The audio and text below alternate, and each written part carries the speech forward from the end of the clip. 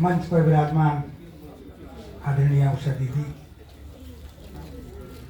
मुख्य अतिथि आदरणीय भाईचंद देव जी सर, विशिष्ट अतिथि आदरणीय स्वतंत्रता के भाषण जी, त्रिवेणी प्रसाद दुबे, मनीष जी, अनिल मिश्रा जी, निरुता श्रीवास्तव जी, और जिनकी पुस्तक का लोकार्पण हुआ आदरणीय मंजू सक्सेना जी, और समयबद्ध रूप से संचालन कर रहे आदरणीय डॉक्टर योगेश जी, और हमारे साथ उपस्थित हमारे अग्रज सहज अनुज और हमारी साहित्यकार बहनें, आप सबको नमन करता हूँ। सबसे पहले मैं पुस्तक के लिए नहीं, मंजू सक्सेना जी को पुस्तक से अधिक ऐसे लायक पुत्र के लिए बधाई देता हूँ, गौरव जी के लिए। और उनका बोला हुआ अगर कहीं टेप सुना जाए तो लगे कोई प्रोफेसर बोल रहा है, किसी यूनिवर्सिटी का प्रोफेसर हिंदी विभाग का बोल रहा है। नपे तुले शब्द, उद्गार, भाव, भावना सब कुछ था। जैसे सूर्य प्रसाद दीक्षित जी बोलते हैं एक्सटेम्पोर, इस तरह की बात थी। तो मैं पुनः मंजू जी आपको नमन करता हूँ, आपको प्रणाम करता हूँ ऐसे पुत्र की जननी होने के लिए। अब क्योंकि मुख्य वक्ता के रूप में मुझे कहा गया है और मोगरा महकुठा, तो आज पहले सबसे पहले 3 कृतियाँ आपकी जो उन्मोचित हुई हैं, तेरे बिन मैं नहीं, एक कप चाय और मोगरा महकुठा, इसके लिए मैं आपको बधाई देता हूँ, शुभकामनाएं देता हूँ। मंजू सक्सेना जी लखनऊ ही नहीं बाहर के लिए भी एक चर्चित साहित्यकार हैं। आपकी विधाएं केवल गजल तक सीमित नहीं है, देखा आपने, उपन्यास है, गीत है, लोक कथा है, सभी विधाओं में आप लिख रही हैं और अच्छा लिख रही हैं। पता नहीं शायद जो अंग्रेजी से एमए करते हैं वो अच्छे गजलकार हो जाते हैं क्या? जैसे फिर आप गोरखपुरी का नाम सुना है, हमारे उदय प्रताप सिंह जी हैं, वैसे एमए इंग्लिश से हैं आदरणीय मंजू सक्सेना जी।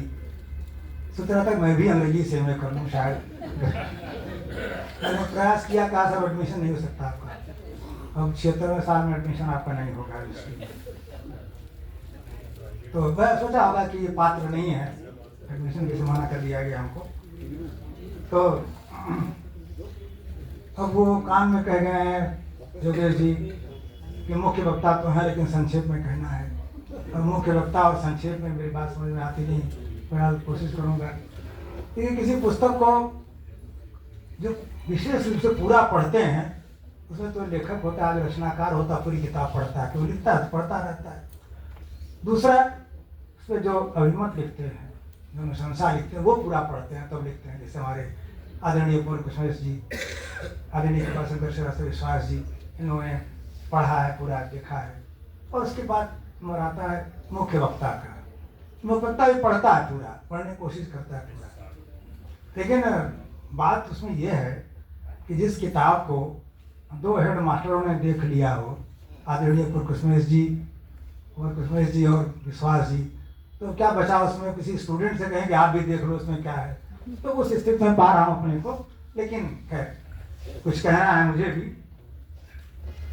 तो सबसे पहली जो बात किताब के शीर्षक की आती, पुस्तक के शीर्षक की, और मोगरा महकुठा, अभी तो समस्या पूर्ति है कागज, और मोगरा महकुठा आधी बात है, आधी क्या बात है। तो जैसे समस्या पूर्ति होती है साहित्य में, उस तरह से उत्सुकता पैदा हो गई कि क्या किया जाए। तो हमने इसको पहले तो समस्या पूर्ति पूरी करने की कोशिश की, करूँ नहीं क्या बनता है इससे। इस मोगरा क्यों महक गया? मोगरा जानते हैं गजरे में इस्तेमाल किया जाता है, तो क्यों महक जाएगा गजरा? ऐसे ही फालतू बैठे बैठे महक जाएगा क्या? तो कुछ तो बात हुई होगी। तो मैंने समस्या पूर्ति पहले की।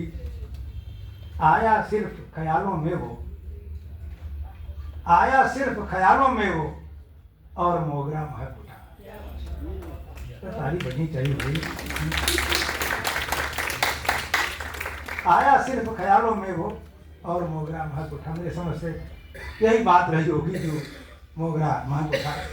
तो इसलिए बहर है बैठे हैं पुष्पा जी बहरे मुत्कारी। इस अभी इस शीर्षक में भी बहर घुसा हुआ है। मतलब ये इतना ठो बजा के लिखती हैं कि अच्छा अच्छी जानकारी है। और क्या क्या कहा जाए, दीक्षित धनकौरी जी ने भी इस पुस्तक पर निगाह डाली है। संक्षिप्त में ही उन्होंने कौर पृष्ठ पर अपनी बात कही है। दीक्षित धनकौरी जी के बारे में मुझे पता है कि वो समीक्षाएं नहीं लिखते हैं, अभिमत नहीं लिखते हैं, मना कर देते हैं।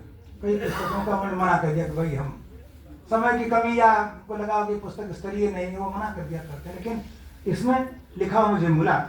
और दीक्षित धनकौरी जब कुछ कुछ कहते हैं तो वो अथॉरिटी होती है, कुछ कहते हैं। तो उन्होंने भी इनके लिए लिखा है, इस गजल संग्रह की गजलों में संयोग, वियोग, प्रतीक्षा, ऊहापोह जैसी मानवीय संवेदनाओं और नैसर्गिक भावों की मार्मिक अभिव्यक्ति है। उन्होंने लिखा है। मैं भी इसे इत्तेफाक रखता हूँ कि इस गजल संग्रह में ये बातें हैं। आजकल एक चलन है कि हिंदी गजल उर्दू गजल दो शब्द सुनाई पड़ने लगे हैं। कुछ कहते नहीं, कुछ नहीं। लेकिन गजल तो गजल होती है, हिंदी और गजल नहीं होती। होता क्या है कि जब हिंदी का वर्चस्व हो जाए, ज़्यादा शब्द हिंदी के हों तो हिंदी गजल कह सकते हैं। जब उर्दू के शब्द अधिक हो जाए तब उसको उर्दू गजल कह सकते हैं। लेकिन अंतर है नहीं, ना हिंदी गजलकार है ना उर्दू गजलकार है। होता क्या है कि कोई भाव आपके आए, अब भर का डंडा पड़ा रहता है कि उससे बाहर जा नहीं सकते, नहीं तो कहेंगे बाहर गजल खारिज हो जाएगा। तो होता क्या है, आपके भाव और अरूज दोनों बाँह चढ़ा लेते हैं आमने सामने, तुम या मैं, नहीं हटेंगे पीछे। अब वो समय वो जो तलाशता है, उर्दू गजलकार तो हिंदी में तलाशता है, नहीं मिल रहा उसको उर्दू में, हिंदी वाला उर्दू में जाता है दूसरे में, वो परिवर्तनीय है वो। तो जा करके फिर वो एक रास्ता निकलता है। फिर वो तो आपकी पुस्तकों में भी पाया मैंने कि अनावश्यक नहीं है। जहाँ जरूरत हिंदी के शब्दों की हिंदी से उपयोग किया आपने, जहाँ उर्दू की जरूरत है उर्दू का इस्तेमाल किया, उसमें आवश्यक है जो इस्तेमाल किया आपने है। तो इस प्रकार इसको हम न हिंदी गजल न उर्दू गजल, बीच वाली गजल कहेंगे। दोनों के बीच गजल है ये कि हिंदी शब्द भी हैं, उर्दू के शब्द भी हैं और सामान्यतया समझ में आते हैं। सामान्यतः कह रहा हूँ मैं, क्योंकि बहुत उर्दू शब्द इसमें ऐसे जो कि आम फाम मतलब नहीं जानता हर कोई, फिर उसको फिर आपने नीचे उसमें लिख दिया है। लेकिन वो सौंदर्य बढ़ाते हैं जो उर्दू के शब्द हैं, जो समास इस्तेमाल किया गया है उर्दू के शब्दों का, उसको सौंदर्य में वृद्धि करते हैं। वो अटकते नहीं, खटकते नहीं है वो पढ़ने में। उसको होता क्या है कि जो बहर की बात होती है, किस्सा सुनाना चाहता हूँ आपको, तो जो चाहूँगा मंच का। एक बड़े गजलकार, लखनऊ के ही एक कम बड़े गजलकार, कोई छोटा गजलकार नहीं होता, एक बड़ा होता है एक कम बड़ा होता है। तो बड़े गजलकार ने पूछा है कम बड़े गजलकार से कि भाई आप बहर की परवाह नहीं करते हैं, लिखते हैं, बहर की परवाह नहीं करते। तो बड़ा बढ़िया जवाब दिया उसने, बड़ा मजेदार जवाब दिया जो कम बड़ा गजलकार था। उसने कहा कि भाई ऐसा है, मैं उनकी परवाह करता हूँ इनको पूरा सुनाई देता है, मैं बहरों की परवाह नहीं करता। जिनको पूरा पूरा सुनाई देता है मैं उनकी परवाह करता हूँ, मैं बहरों की परवाह नहीं करता। तो खैर ये हास्य की बात थी, लेकिन तो बहर ये सब कुछ नहीं है। अब आपको उड़ान लेना है और अरूज का बोझ लाद दिया उस पंखों पर, तो उड़ नहीं सकते आप, लेकिन धरती पर आना ही पड़ेगा आपको। कितना उड़ेंगे, कभी कभी आएंगे, तो फिर अरूज भी जरूरी है। तो पहले भाव जरूरी है, भाव नहीं हो तो अरूज लेके क्या करेंगे। अगर भाव शून्य है तो अरूज कुछ नहीं करेगा, लिखेंगे तो आप ही समझेंगे, कोई और नहीं समझेगा। तो दोनों का समन्वय, पहले भाव होता भी है। जब किसी में भाव जागृत होता है तो क्या करता है, फिर वो पिंजरा लाता है काफिया और अदीफ वाला, बैठे हैं भूपेंद्र सिंह घोष जी, भाव उड़ा और उसको पिंजरा बनाता है काफिया और अदीफ, उसके बाहर डालने लगता है, इसके बाहर डालने लगता है उसमें। तो ये बड़ा मुश्किल काम होता है, मुश्किल काम होता है। कभी कभी दुख भी होता है, कभी कभी होता है भाव छोड़ देना पड़ता है। भाई मेरे साथ ऐसे होता है, क्योंकि ऐसे भाव बढ़ते हैं, लगता है कि भाई अब ये नहीं आएगा, फिर कोई और बाहर ढूंढते हैं, फिर वो बात नहीं आ पाती। कभी कभी भाव को छोड़ देना पड़ता है, तो हमारा गजल खाली हो जाए उसको, कभी तो शेर को छोड़ना पड़ता है। तो खैर मंजू सक्सेना जी की जो कृति है, पूरा जब दो हेड मास्टरों ने देखा तो इसलिए मुझे उसमें कुछ नहीं कहना, पूरी तरह से बहर में है। लेकिन एक आध ऐसी गज़लें हैं जो मैं बहर पकड़ नहीं पाया उसका। होता क्या है बहरों में, गज़ल में होता क्या है कि मात्रा पतन होता है। मात्रा पतन जब अधिक हो जाता है तो पकड़ना मुश्किल होता है कि आपने किस मात्रा को गिराया है। कभी कभी स्थिति आती, एक आध गज़ल मुझे नहीं समझ में आया कि वो बहर क्या जा रही है, लेकिन मैं मानता हूँ क्योंकि वो सशक्त रचनाकार हैं, गज़लगो हैं, बहर भी जानती हैं, इसलिए कोई ना कोई बहर उसमें होगी। मैं अपनी अर्थज्ञता मानता हूँ उसमें, कोई ना कोई बहर अवश्य होगी। एक में ऐसा मुझे लगा ऐसा, तो खैर वो बाकी सब मुझे लगा कि किसी किसी बहर में है। जैसा अभी आदरणीय कुसुम जी ने कहा, अथॉरिटी है गज़ल की, लाइब्रेरी है, जैसे AI होता है ना, चैट GPT और क्या क्या कहीं होता है, कुछ पूछना हो तो उसमें डाल दिए, खर्च बताता है। वैसे ही हमारे आदरणीय कुसुम जी हैं, गज़ल के बारे में कुछ भी पूछना हो डाल दीजिए कि मैं चट से जवाब आ जाएगा कि नहीं, और फिर वो कठोरता के साथ कोई मुरब्बत नहीं करती कि नहीं हो सकता, गलत है ये, तो वो तुरंत वो खैर ये लखनऊ के लिए या कहीं देश के लिए पूंजी है। ऐसे लोग कहाँ जिनको हम संदर्भ कर सकें, जैसे पूछ सकें, ऐसे लोगों के अभाव रहता है। तो मैंने दो तरह की होती हैं, मैं किताब पढ़ता हूँ, शुद्ध बहर और मिश्रित बहर। आपने उर्दू में बताया, मैं हिंदी बता रहा हूँ। शुद्ध बहर, मिश्रित बहर।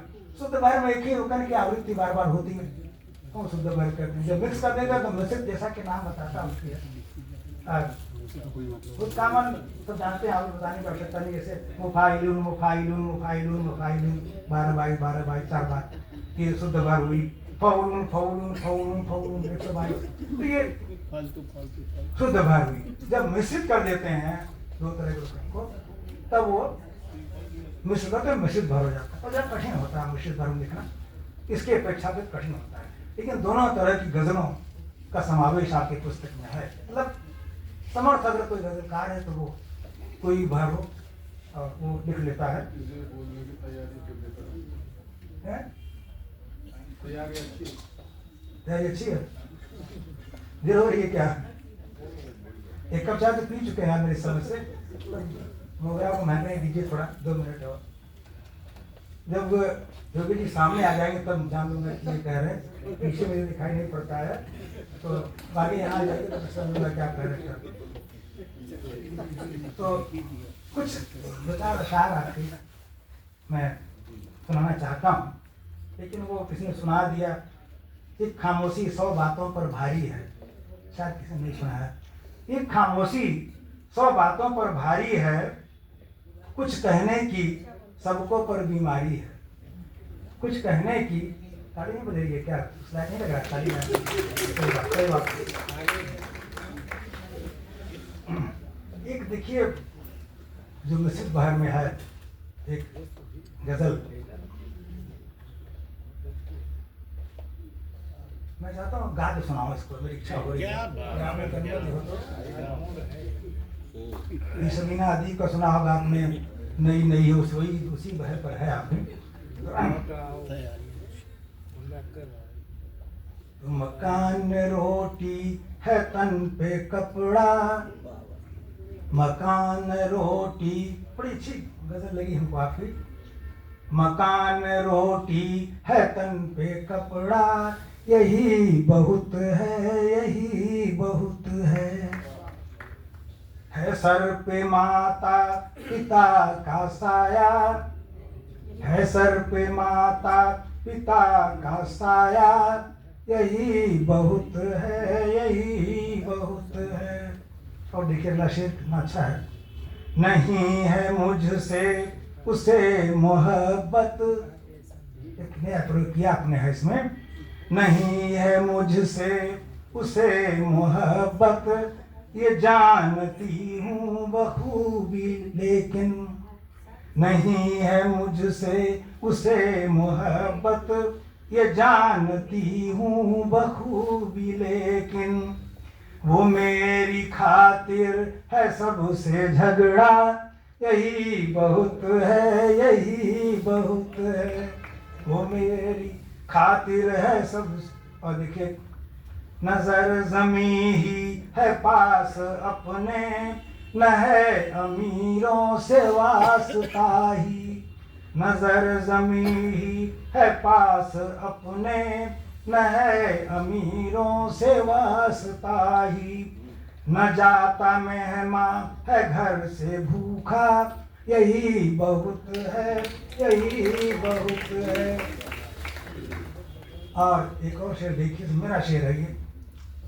गजल न बढ़िया कही है मैंने, मेरा शेर बोल रहा हूँ। गजल न बढ़िया कही है मैंने, मलाल इसका रहा न मुझको। गजल न बढ़िया कही है मैंने, मलाल इसका रहा न मुझको। बना दिया मुझको मुख्य वक्ता, यही बहुत है। बना दिया मुझको मुख्य वक्ता, यही बहुत है, यही बहुत है। मैं समझ रहा हूँ बहुत टाइम ले रहा हूँ मैं, तो इसलिए मैं क्या चले गए क्या? हमको इज्जत करके निकाले, इससे बेहतर है। कहते हैं तो इज्जत अपने हाथ होती है। तो